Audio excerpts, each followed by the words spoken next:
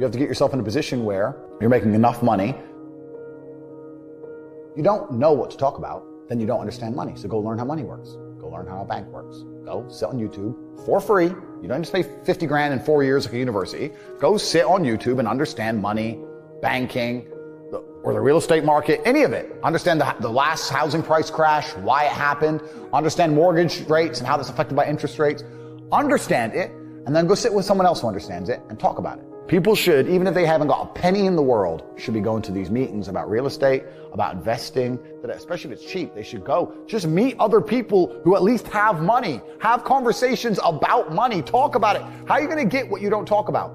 And yes, the cycle of precipitation, right? So a cloud comes, it rains, it falls down to the ground, it goes under the ground, whatever, goes into a stream, it moves into the stream, goes to the ocean, evaporates again, up to a cloud, floats somewhere else, falls down again. It's always moving. That's how money is. People think that money is in these large, stagnant pools hidden in people's bank accounts. That's not really true. Money is constantly moving all the time. And if you can find a way to get in between it and stand in the right place at the right time, you're going to get wet. I think that's the new modern way to view the world. It's an attention economy. It doesn't matter what you do. If you're getting attention, you'll make money from it. One habit that people need to adopt, and this is a habit I had for a very long time, and I've actually recently cleared it from my brain because I've reached a point where peace of mind is worth more than money. But every single time money is spent, you need to identify how your money was taken from you. And I say taken because money can't be made. Money is taken. Because the only people who can make money are the government. So if you're a government, you can make money. You can print it from thin air, or a bank. But if you're a person, you're not making money. You're convincing other people to give it to you. You're taking money from others. So every single time you spend money on anything, you need to identify how it was taken from you. When you go and buy a coffee, don't just go buy the coffee and sit down. Sit and say, why did I buy this coffee? Okay, I really wanted coffee. Yeah. But then why did I go into this store and not that store? Is it better advertising? Does it have less of a line? Do they have seating? How did they convince me to come in here? How much did this coffee cost? £6. What's the profit margin on that? Probably £5.50, £5.80 probably by the time. The cup probably costs more than the coffee. The coffee is just water. How did they convince me to spend £6 in this place? And when you sit there and analyze and you all start to learn little lessons about business, you'll learn about the importance of the signage. You'll learn about the importance of there being no queue. Yeah. So that if you ever run a business, I'm telling you, I say with my business, my people all the time, faster. All the time, quicker. Yeah. Like, I have a couple businesses that are physical. I'm like, I don't want to see a line. I don't want it to see empty because it looks bad. So when there's lines, you work fast. When we're down to 1 or 2 people, you take your time, you talk to the customer. Right. You keep it so there's like always one person at the thing. Like, manage the line. Like, people don't think about this stuff. No one's going to sit and wait in a long queue. Maybe some idiots will, but people like me won't. We've got shit to do, right? My time's worth money. I'm not going to stand and wait in a line.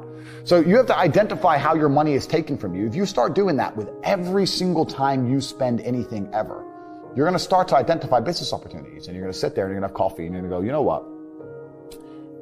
They could have sold cake and they didn't.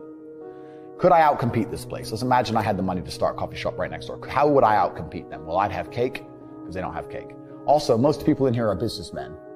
And the guy serving some dude. No, we need a cute waitress. His ass is fired. We need a chick.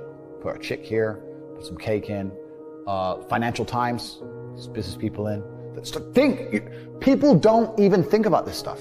They don't use their brain ever. They don't ever look around and realize how they're spending their money. They don't look around and look at which businesses are successful. They don't look around and pay attention to anything. They don't look at the world and all the things that are happening and how it can benefit them.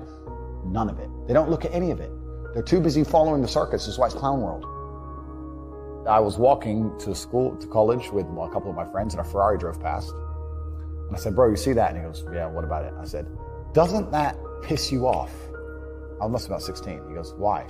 So this dude has 400 G's for a car, 400 grand. I'm walking 4 miles to college because my mom hasn't got any car. He has 400 grand. Do you think he works a job? Do you think he's behind a counter somewhere? He knows something about the world that I don't know. And they were like, well, he's rich. I'm like, yeah, I know. I didn't say he wasn't rich, dummy. I'm saying he knows something about the world I don't know. And I was intrigued, and it angered me. I couldn't sleep for weeks. I was pissed off. Every time I saw somebody with genuine money, I understood that everything I was being told and taught and they were trying to make me believe just simply wasn't true. I was like, none of these people are getting these things by following the path that the system is trying to make me follow. And everybody intrinsically knows this. If you go to if you're at a BP, you're at a petrol station, and I pull up in my Lamborghini, nobody goes, wow, he went to school. He studied hard. And they do that because they know that the easiest way to amass wealth is to break the rules, because the rules are not designed to allow most people to make money. You can make money within the rules, of course you can. But most people don't. Most people who follow the path work, consume, die. That's it. So I always knew the same thing as you, and I knew there had to be another way. I knew that just working for money was a paradigm that wasn't true. And then you understand making your money work for you, and you understand delinking your time from money. You start learning to understand these things, but eventually you build a system, and you build an ecosystem like me. I have 60 or 70 people work for me all around the world, and things just happen and money just kind of appears as long as everything's well organized. I mean, in my experience, like, imagine if I didn't have all this money and I had to go get a job again, I'd get a sales job, because I've always been a salesman. And I think that's a very important life skill to have, to be good at sales and to deal with the stress and have a commission-only environment. But I don't know if they even teach sales in university. Yeah, it's all garbage. They don't teach anything important. They just teach anything. They teach things that are going to keep you inside the slave mind. And they want you to go to school and then go to college and then go to university and get in debt. And you have to be in debt, so that now you have to work. And you're working and you're in debt, and then they want you to take on more debt if possible in the form of a mortgage, which a lot of people do, which we can talk about because I know you're the property guy. Yeah. And then you're in debt now, and once you're in debt, you can't really quit your job, and it's very difficult for you to leave the country. And now they can hold things over you. That's the goal. It's all about control mechanisms, and the system is very well designed to make sure that people are conditioned to obey. It's very hard for the average person to say no to anything. Unless you have millions and millions and millions of dollars, it's very difficult to even have an opinion on subjects. That's the thing about being a man, and that's what I was saying to the kids. It's like, look, you need to get up, and it's going to be very, very difficult. The world's getting harder and harder, especially for men. It's all clout, it's all status, there's no way you're going to matter unless you get up and you work extremely hard.